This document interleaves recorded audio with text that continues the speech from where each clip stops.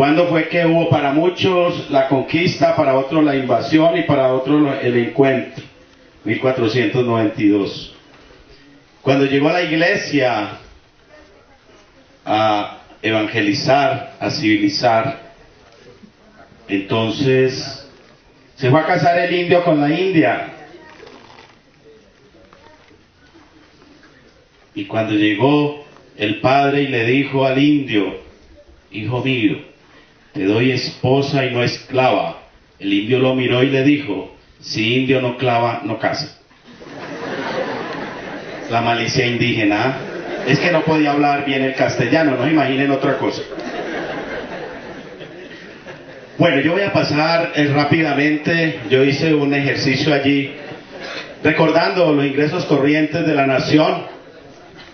Se llamaron con la ley 60, luego viene el sistema general de participaciones, y como experiencia de ese momento, a mí me visitaron de Planeación Nacional y me dijeron: alcalde, va como cojo, porque en ese entonces nos pidieron que hiciéramos los convenios, pero alcalde, hay que hacer el presupuesto, porque aparte de hacer el convenio hay que hacer el presupuesto, y además, como experiencia en estos convenios que hoy se llaman contratos, nos quedan faltando los proyectos, casi siempre. Allá hay un vacío grande. Y al comienzo los alcaldes no sabían ni qué hacer con esa plata.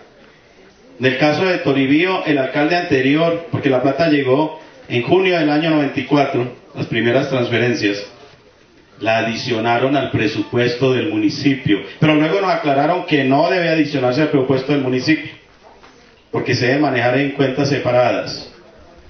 Bueno, luego la ley, ya la hablaron, todo esto, los recursos, aquí hay que tener en cuenta, yo pienso que muchos de ustedes, yo los invitaría a que conozcamos más para poder entender más y proponer más. Porque a veces desconocemos y nos quedamos con los comentarios. Y los artículos de la Constitución son desarrollados por las leyes y son modificados por los actos legislativos. Aquí en este caso, el artículo 151, 288, que es el de competencias, y el 256 y el 257 de recursos. Y eso es muy sencillo. ¿Qué me toca hacer? ¿Y con qué lo hago? Recursos y competencias. Es lo que han hecho los actos legislativos 01 y 04, que han modificado esto. Ya el alcalde electo habló de todo esto, yo no quiero detenerme. Sigamos. Aquí yo hice un poco de resumen. ¿Cuántos resguardos indígenas reciben hoy del Sistema General de Participaciones? ¿Cuántos resguardos tiene Cauca? Pero están leyendo ya. Mire, en Colombia hay 27 departamentos que tienen resguardos indígenas, 27. Y reciben transferencias en la vigencia de 2011, 805 resguardos indígenas. Hay unos que son el mismo, pero que, como la ley dijo que donde estaban ubicados, pasa el caso de Corinto. Se llama Caloto Corinto, recibe por 45 millones de acuerdo a la población. Y el resto lo recibe Corinto, pero el resguardo se llama Corinto López Adentro. Ahí están los valores. En el caso del Cauca son 25 municipios que reciben transferencias por resguardos. Y es uno de los departamentos, ahí está el valor, 25.000 millones. Pero si uno lo comparara con la Guajira, búsqueme la Guajira, el Cauca tiene 93 resguardos, la Guajira tiene 26 y recibe los mismos 25.000 millones. ¿Por qué? Recuerden que el criterio para los recursos son el número de población, no más. Pero allí viene la primera interpretación. Esa población no la reconoce lo que dijo la ley 89 de 1890, que eran los empadronamientos o que hoy le llaman los censos. Eso tiene que estar validado por Planeación ¿no? Y el Ministerio del Interior, Planeación, y entonces ya le manda la plata a través, el DANE también tiene que ver allí, pero no es válido el censo del Cabildo. Primera inconsistencia. Es válido el que dice el gobierno, no el que dice el Cabildo. Y para poder validar esos censos, entonces, no le tengan miedo a la ley 160 del 94 y al decreto reglamentario 2164, que es el que habla de los estudios socioeconómicos, y que en el Cauca se volvió un escándalo ahora para las elecciones, ¿ya? Porque le llamaron Plan Cauca, entonces se imaginaron un poco de cosas.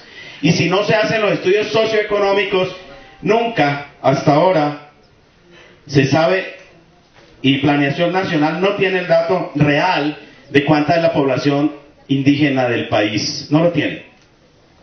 Porque cuando se hace un censo en el resguardo hay más gente. Por ejemplo, el caso de Corinto. En Corinto hay 8.940 reconocidos por el DANE, y es a los que les llegan transferencias. Pero en el censo del Cabildo hay 10.400. Y pasa en todos los municipios, pasa lo mismo en Toribío, en San Francisco, en todos pasa igual. Y no hay otra manera. Antes era como más fácil, ahora no. Como recuerdan que el Estatuto de Desarrollo Rural se cayó, entonces volvió la ley 160. Esa es como una primera apreciación. Yo dejo estos datos, el que esté interesado. Mire, pero hay unos resguardos pequeñitos. Hay un resguardo por allá, en Córdoba, que recibe apenas 3.200.000. Da risa, pero por lo menos tienen reconocimiento su organización. Porque es que no podemos quedarnos solo en la cuestión de los recursos. Aquí hay una discusión en esto. Hay gente que está mirando solo la plata y se está olvidando de la organización. Y hay muchos, aquí aprovecho para decirlo de la plata, hay mucha gente que dice que es que la plata es la que nos tiene divididos. Yo pienso que es la falta de organización y planeación y administración. No le echamos la culpa a la plata, es que la lucha se ha hecho para tener mejores condiciones. Lo que pasa es que esto está condicionado. Y aquí digo otra cosa. Marcos acabó de hacer una presentación y Nelson hizo otra, y ellos son y se consideran indígenas. ¿Qué jura un gobernador indígena a su comunidad? ¿Qué jura?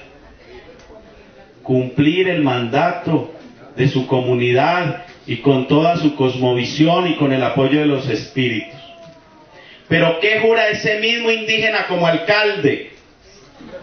¿Qué jura? ¿Y qué juró? Cumplir la Constitución y la ley, así eso vaya en contra de su propia comunidad. Primera contradicción demasiado grande. Y entonces a mí me quedó más fácil ser alcalde de Toribío, que es el 96% de población indígena. Ahora estoy en Corinto, donde ya es más complejo. 44 población indígena NASA, 28 población afro y el otro 28 mestiza. Entonces a veces no es tan fácil toda esta cosa, porque los campesinos se quejan que como a esos indios les llega plata y a nosotros no. Y yo digo, es que el gobierno fue muy avispado, los negros no les llegó plata. Y no les va a llegar tan fácil. Porque es que como los indios eran poquitos, entonces era mejor mandar un poquito de plata, pero es que los negros son bastantes. Entonces toca mandar más plata. Yo lo leo así, no es mi manera de ver las cosas. Sigamos, por favor. Bueno, yo he visto aquí unas implicaciones de todo este ejercicio. Una primera es un reconocimiento de derechos fiscales. El gobierno, por toda esta exigencia de las mismas comunidades, le tocó hacer un reconocimiento de unos derechos fiscales en el artículo 56 transitorio. Y entonces consideró a los resguardos como municipios, y que luego en esa modificación de la ley 715 los volvió fue beneficiarios. Esto ya lo dijeron, que perdieron un reconocimiento muy grande, que eso es lo negativo. Posibilidad de inversión para fortalecer el plan de vida. Yo creo que eso es positivo.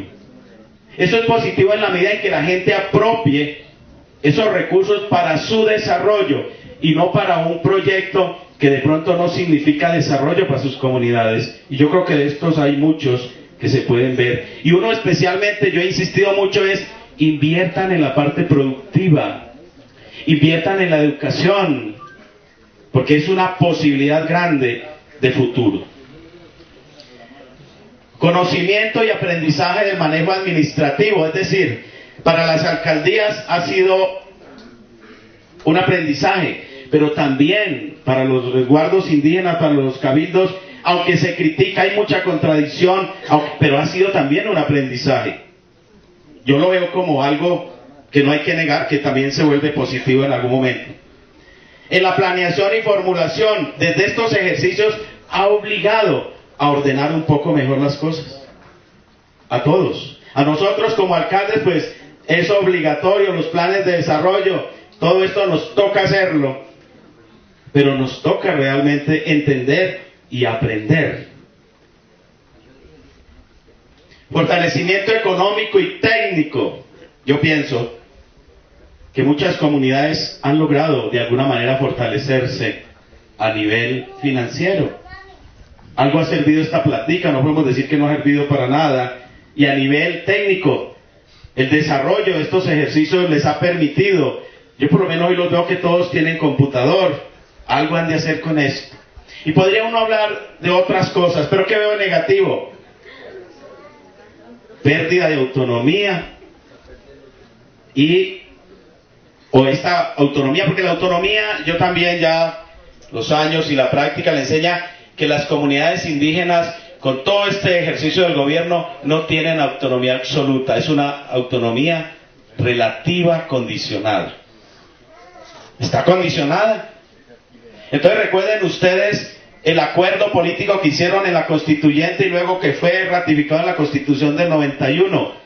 Y todo lo que sale para los indígenas dice bajo la Constitución y la ley. Es decir, los mete dentro del marco, porque no son repúblicas independientes. Aplicación legislación nacional desconociendo la propia. Es decir, aquí ¿qué pasa? Muchos de nosotros, los alcaldes, de los servidores públicos, de las entidades de control, ya lo dijeron aquí, desconocemos totalmente y hasta nos molesta.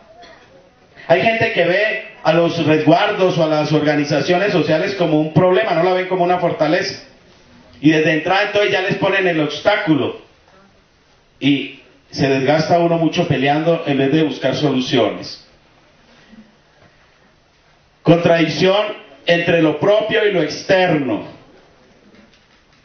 A veces nos quedamos con lo externo como que es más fácil y dejamos de hacer lo propio. Yo aquí he insistido mucho, la organización indígena, todos sus cabildos, y hoy me alegra que ya hayan decidido que haya un pool de abogados o de juristas o de los que saben de legislación indígena para poder ir consolidando estas propuestas.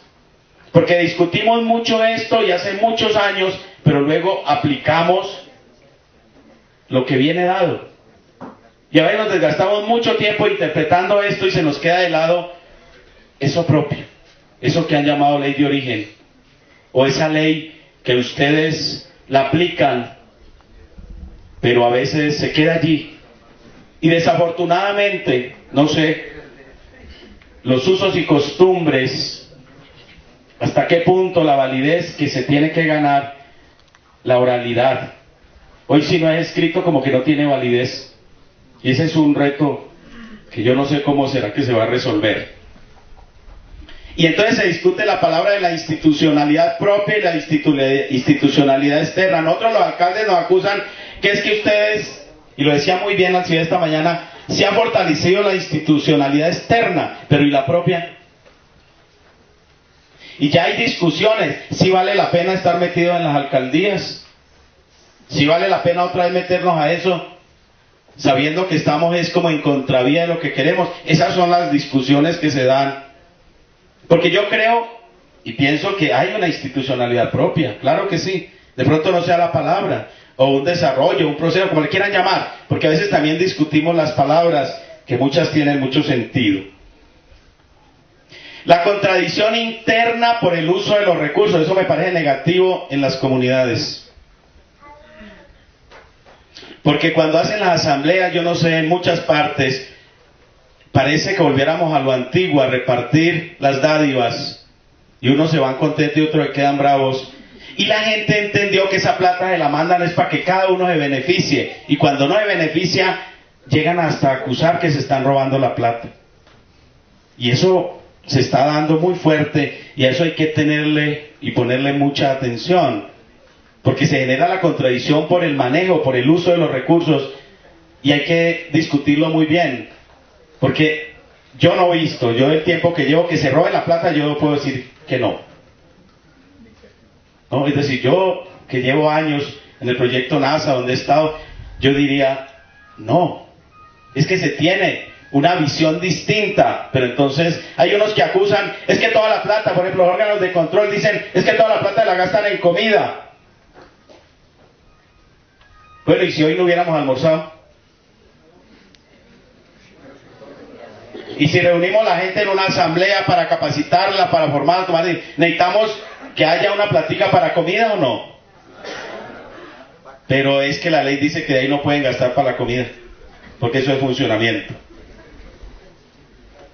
Ahí venimos otra vez a la contradicción. Bueno. Y la otra es la interpretación exegética. Ahí ya me meto un poco con los abogados.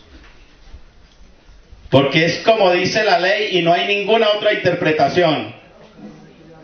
No le dan la opción de entender el ámbito tan amplio que hay, sino que es así. Y los órganos de control, ya Marcos dijo cómo cómo le ha tocado defenderse, son así. Mire, yo entendí planeación departamental, cuando recién llegaron las transferencias, entendía que uso y costumbres era el porcentaje. Era así, no es que yo lo digo por experiencia. Muy complicado. Sigamos, por favor. Sigamos. Bueno, la apreciación es desde la vivencia personal. Yo pienso que para todos ha sido algo novedoso. Y la novedad pues nos trae como interrogantes, como está pasando hoy con la ley 1450, que yo la estoy interpretando, yo no sé si me estoy equivocado, pero esta sería una pregunta para los que van a intervenir de planeación. Yo entiendo que lo que está diciendo el artículo 13 de la ley 1450 es que dan libertad de inversión de los recursos en proyectos de inversión, pero no están diciendo que se los van a entregar a los cabildos, sino que sigue diciendo que lo administrarán los municipios. A mí me gustaría que eso después quede claro, porque parece que se está hablando es que los van a entregar a los cabildos. Esa es la pretensión de administración. El desconocimiento, mucho desconocimiento de todos. Desconocimiento de la normativa vigente, desconocimiento de la legislación indígena, de los fallos de la Corte, desconocimiento de los decretos reglamentarios. Hay municipios que no avanzan, que no ejecutan. Creo que en Caloto nos está pasando eso, ¿cierto?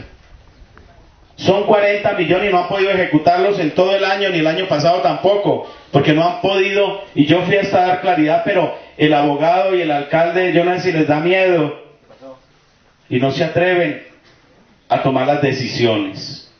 Entonces ahí es el temor también. Temor de que de pronto yo la embarre y me vaya a la cárcel. Temor de que yo lo hice como no era y luego me juzgan. Eso también es una realidad. Contradicción e interpretación jurídica. Cada uno interpreta a su manera. Interpreta el de la Procuraduría, interpreta el de la Contraloría, interpreta el abogado de la alcaldía, interpreta el de jefe de planeación de la alcaldía, interpreta planeación departamental, y nos llegan los conceptos de planeación nacional. Y entonces empieza todo el mundo a preguntarle a todos, entonces ¿qué hacemos? Y eso no se puede, nos toca decirle en muchas ocasiones, no, eso no se puede, gobernador. A mí me gustó mucho la sentencia 921 del 2007, porque ya quitó ese problema de nosotros los alcaldes, de que no firmo eso porque eso no dice como dice la ley. Esa sentencia dijo, se firma de acuerdo a la propuesta, si haya discusión, de la autoridad indígena, dice esa norma. Pero ¿qué no me gusta de esa norma o de esa sentencia? Que desconoce a las autoridades indígenas como entidades territoriales. Las desconoce. ¿Ya? Pues yo alcancé a leer un poco esa parte. La fortaleza en la inversión. ¿Yo por qué digo que fortaleza? Porque es que cuando tuve la experiencia en Toribío, que era la ley 60, era como más fácil con el decreto 1386, creo que era el reglamentario, donde era como fácil y podíamos invertir en varias cosas. Y entonces a uno como alcalde, esos recursos de transferencias, que debe ser al revés, antes el municipio tiene que cofinanciar los recursos de transferencia, en muchos casos salen los que hacen la cofinanciación. Y no solo allá me pasó también con un proyecto acá en Corinto. Nuestros municipios de categoría sexta y nos descargan que todo hagamos cuando no tenemos las condiciones. Entonces, y si tenemos buenas relaciones con el cabildo, con la autoridad tradicional, ellos hasta colaboran en esto para un proyecto, una cofinanciación. Entonces a mí me parece que esa fortaleza en la inversión también le sirve mucho a las autoridades indígenas para desarrollar sus sueños,